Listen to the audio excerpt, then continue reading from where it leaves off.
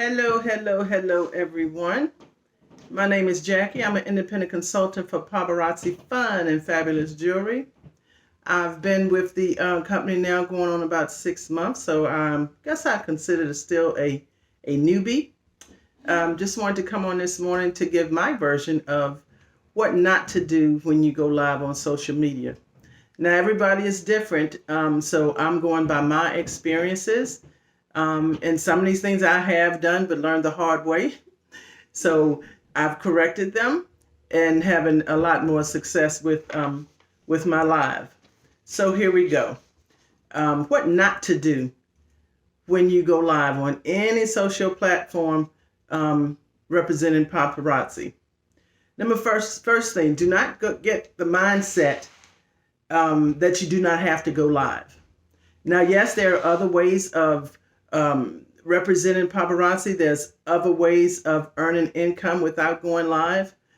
But to go live gives a little bit of more personal touch when you can't reach those people through either parties, live parties that you have in someone's home, especially now with everything going on with COVID.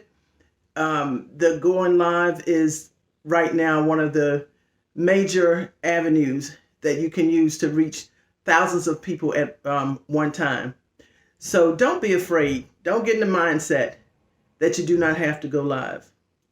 Number 2, don't let fear overcome you.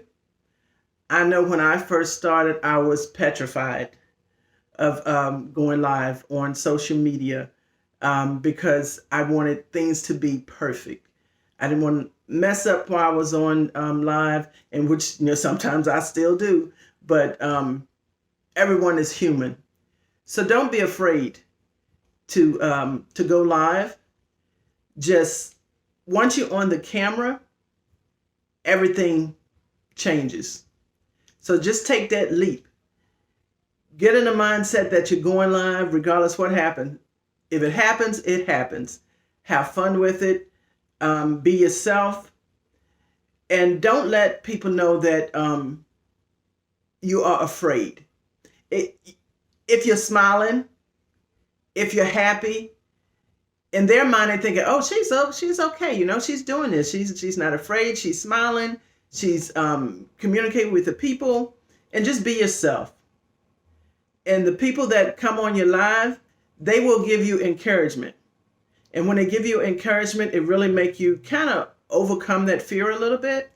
And I know with me, and like I said, I'm speaking from personal experience. I know with me, my first live, oh my goodness, I was petrified. I did not know what to do. But once I saw people coming on saying, you're doing a good job, keep it up. And there's nothing wrong with telling them, okay, this is my first time doing my live. I'm, kind of nervous, so bear with me. But don't make that, your topic. The third one, number 3, is don't come unprepared. Don't come unprepared. Nothing's no worse than scrambling while you're on your live, trying to figure out what you're going to show. The best thing to do is have things lined up before you're live. Know what you're going to show. Have the items. What I do is have them separated by style, but it's okay to mix it up. At least it's separated so you know what you're showing, whether it be blockbusters, whether it be Z pieces of whatever. So just make sure you have your items prepared before you go live. Dust off your jewelry holders. Some of us use those velvet bust, which accumulates a lot of dust. So just get you one of those rollers, lint removers. They sell them at the dollar store. I got like 4. They sell them at the dollar store. And before your live, leave a day before, just take that roller and roll over those velvet busts so there won't be any dust showing on your bust.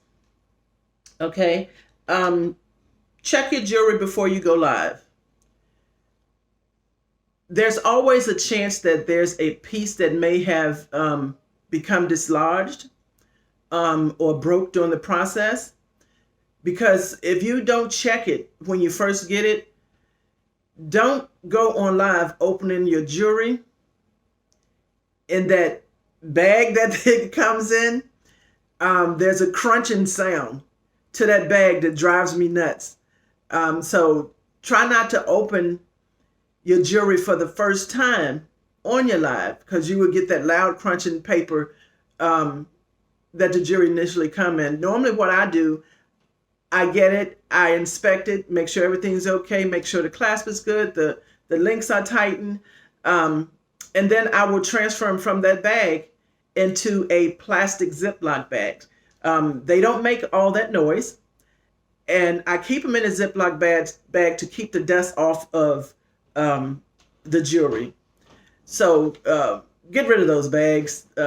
Customers really don't like the sound of those bags. They think it's unprofessional. And I learned my lesson the hard way, because that's what I initially did. I did check everything when I first got my jewelry, but I left them in that bag. And I quickly learned that that bag is a distraction. So if you use the Ziploc bags, that proves to be a lot more soundproof, I guess you could say. So it's okay to use bags, but I just use the Ziploc bags. Like I said, everybody's different. So whatever you have that is, for you. A lot of people use the pegboards to have their jewelry already set up on the pegboards. So I think that is my next step, to get a pegboard and just have the jewelry out. If you're limited in space, sometimes that can be difficult. Okay, so number 4, once you hit that live button, that means you are ready to go. It is showtime. So do not go on your live salty or bland. Me, myself, I really did not think that I would be as, I could just say cheerful, I guess, whatever. Now, and I am a little cheerful in talking to people face to face, but it's just something about when it's time to go live. But just don't be bland. I don't care what's going on in your life before you go live. When you hit that live button, that smile should come on. People should know that you want to be there. People should know that you're there to answer their questions in a positive manner. People should know that you love what you do. Regardless of what you're thinking about, try for at least that hour or hour and a half or whatever time you used to go on, that you are positive, that you give them, that positive feedback, because they will start commenting on your posture. They'll comment on your facial expressions, and you want those positive comments. So stay happy, even though you may be going through some stuff. With me, when I go live, that's my out. Regardless of what I'm feeling for that day, sometimes there's a struggle for me to go on, but I have to push.